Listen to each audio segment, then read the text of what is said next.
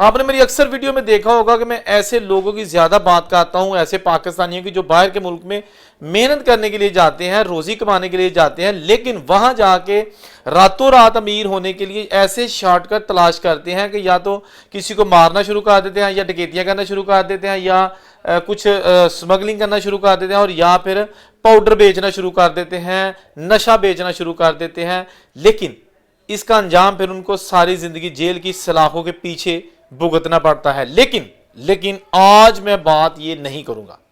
आज वीडियो थोड़ी डिफरेंट है। आज एक ऐसे पाकिस्तानी की कहानी आपके साथ शेयर करूंगा कि जो यूके में गया 21 साल की एज में, वहां जाके इतनी मेहनत की, इतनी ज्यादा मेहनत की, हक हलाल की रोजी कमाई, और आज उसके पास इतनी दौलत है कि उसको खुद भी नहीं पता मेरे पास कितनी दौलत है।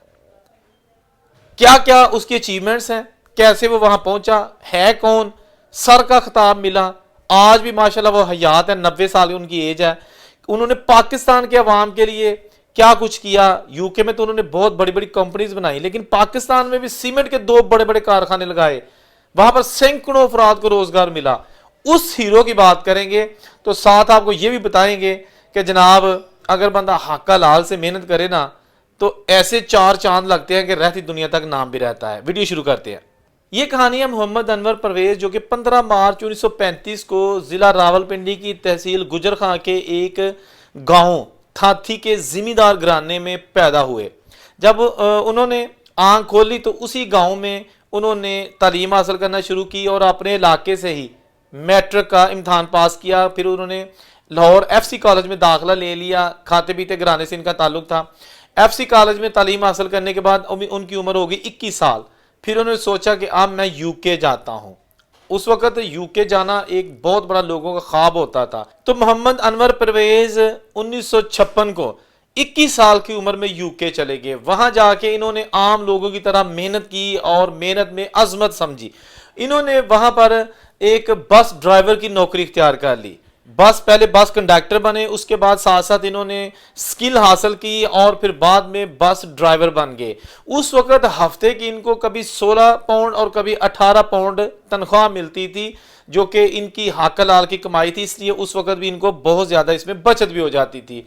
इन्होंने सोच रखा था कुछ और, दिहाड़ी तक ये अपने आप को महदूद नहीं रखना चाहते थे, ये हक हलाल के बिजनेस से आगे बढ़ना चाहते थे। इन्होंने वहां पर स्टोर बना लिया, सब्जी और ग्रोसरी स्टोर बना लिया। कश्मीर के नाम से इन्होंने स्टोर बना लिया और उसमें इन्होंने खुद बहुत मेहनत की और लंदन में इन्होंने ये स्टोर बनाया। इसके साथ साथ जब इनको ग्रोसरी का काफ़ी तजर्बा हो गया, जनरल स्टोर की आइटम्स का, तो इन्होंने अपने आप को वहाँ तक नहीं रखा। इन्होंने सोचा कि अब मुझे बड़े लेवल पर कुछ करना है, मुझे ऐसा कुछ करना है कि जिसकी ब्रांचेज हों। बेस्ट वे ग्रुप के नाम से एक कंपनी तश्कील दी और ये जनाब 1976 में ये इसकी बुनियाद रखी गई। बेस्ट वे में होलसेल जो है ना वो सामान रखा गया, बड़े बड़े इसके स्टोर थे उस वक्त, और अब बेस्ट वे के तकरीबन 200 से ज़ायद इनकी जो है ना वो ब्रांचेस हो चुकी हैं यूके में, जहां पर इतनी ज़्यादा तादाद में लोग शॉपिंग करने आते हैं कि जिसका हिसाब ही नहीं है। बहुत बड़ा एक ग्रोसरी स्टोर का बड़े लेवल का स्टोर बना दिया और उसके बाद जनाब देखते ही देखते इनका जो बड़ा होल सेल का ये जो स्टोर था, जिसमें खाने पीने की अशिया थी, सब्जियां थी, फ्रोज़न फूड थे, जानवरों की खुराकें थी, सब कुछ उस एक छत के तले जो है ना लोगों को दस्तयाब होता था और उसकी प्राइसेस भी बहुत मुनासिब रखी गई, क्योंकि ये मुनाफा नहीं कमाना चाहते थे, ये लोगों को अपनी तरफ मुतवज्जो करके अपने बिजनेस को बढ़ाना चाहते थे। ये बेस्ट वे कंपनी इनकी ऐसी चली कि इन्होंने 1993 में सोचा कि क्यों ना बेस्ट वे के नाम से मैं पाकिस्तान में भी कोई ऐसा बिजनेस करूं जहां पर पाकिस्तानियों को भी रोजगार के मौके मिले। पैसा इंतहा से ज्यादा इनके पास आ चुका था और डेली की बुनियादों पर आ भी रहा था। तो इन्होंने जनाब हतार के मुकाम पर एक बेस्ट वे सीमेंट का कारखाना लगाया, दूसरा चकवाल वहां पर बेस्ट वे सीमेंट का कारखाना लगवाया। आप जो लोग कंस्ट्रक्शन करते या करवाते हैं आपको पता होगा कि बेस्ट वे सीमेंट की कितनी अच्छी कारकर्दगी है। तो इन्होंने सीमेंट के कारखाने लगवाए, इसके साथ साथ इतनी ज़्यादा इन्वेस्टमेंट की पाकिस्तान के मुख्तलिफ बड़े शहरों में, और कहीं बॉयज़ हॉस्टल बनवाए, कहीं कॉलेजेस, तालीमी अदारे, हॉस्पिटल, हर जगह जनाब परवेज साहब ने दिल खोल कर अतियात दिए और अपनी जो पाकिस्तानी अवाम है उनकी खिदमात भी भरपूर तरीके से अंजाम देते रहे। इसके साथ साथ इनको सर का खिताब भी मिला और बकिंगम पैलेस में जब इनको बुलाया गया तो उस वक्त शहजादा चार्ल्स ने इनको अवार्ड दिया, जो कि एक बहुत बड़ा एजाज़ था, एक बहसीत पाकिस्तानी नयाद यूके सिटीज़न जिनकी खिदमात की तरह में वहाँ मलका बरतानिया ने भी इनको एजाज़ दिया। दूसरी अगर बात की जाए संडे टाइम्स की अमीरों की जो फहरिस्त होती है उसके मुताबिक 2020 में सर अनवर परवेज़ की मजमूई मालियत 3.1 बिलियन यानी कि 3.75 यूएस बिलियन यानी कि बिलियन यूएस डॉलर जो है ना इनकी जो है ना वो वर्थ थी, जिसने इन्हें बरतानिया में सबसे अमीर पाकिस्तानी नयाद बरतानवी का खिताब दिया। यानी कि बरतानिया में पाकिस्तानी अगर अमीर है तो ये सबसे ज़्यादा सरे फहरिस्त थे। इसके अलावा अनवर परवेज साहब को 1992 में Order of the British Empire और 1999 में नाइट बैचलर्स बनाया गया। बाद में मार्च 2000 में पाकिस्तानी कौम के लिए इनकी खिदमात की वजह इन्हें हुकूमत पाकिस्तान ने हलाल पाकिस्तान का एजाज़ भी दिया। दोस्तों क्या क्या बताऊं, क्या क्या सुनेंगे, क्या क्या सुनाऊं। बात सिर्फ वही आ गई कि जो लोग, मैंने कल भी वीडियो बनाई थी कि हमारे पाकिस्तानी बिजनेसमैन बाहर के मुल्कों में हैं, उनके रेस्टोरेंट्स हैं अगर, तो कभी किसी को तनख्वाह पूरी नहीं देते, शाज़ो नाज़र होंगे। ज़्यादातर वही है कि अगर कोई गोरा तनख्वाह दे रहा है ना तो हमारे जो देसी है ना वो थोड़ी तनख्वाह देंगे। कोशिश होगी कि इनको पैसे देने ही ना पड़े, मौत पै जाएगी। लेकिन ये जनाब अनवर साहब जैसे लोग जिन्होंने कभी किसी का पैसा नहीं खाया, आज वो यूके की गलियों में 90 साल की एज में भी सर फख्र से उठा के चलते हैं। पाकिस्तान आते हैं तो हुकूमत पाकिस्तान नजरें बिछा देती है, जहां जाते हैं लोग फख्र से देखते हैं। भाई पैसा तो उनके पास है ना, हमें फख्र सिर्फ ये है कि हमारा पाकिस्तानी जिसने कभी को गलत काम नहीं किया आज वो टॉप ऑफ द लिस्ट है और लोग बल्कि पूरी दुनिया उसको अच्छे नाम से जानती है। पूरा खानदान अभी बिजनेस में है, कोई इनका स्कैंडल नहीं है। कोई बंदा ये नहीं कह सकता मेरे पैसे खा के सर मुझे ये कर दिया वो कर दिया।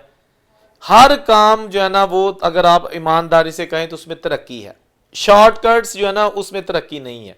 आपने कभी जिंदगी में ये नहीं देखा होगा, खा पाकिस्तान में रहते हैं या बाहर के मुल्कों में, कि आपको कोई बताया जाए कि यार वो जो बाबा जा रहे हैं ना वडेरा, वो जवानी दे बदमाश हुंदा सी, कातली हुंदा सी, डाकू हुंदा सी, कभी नहीं सुना होगा।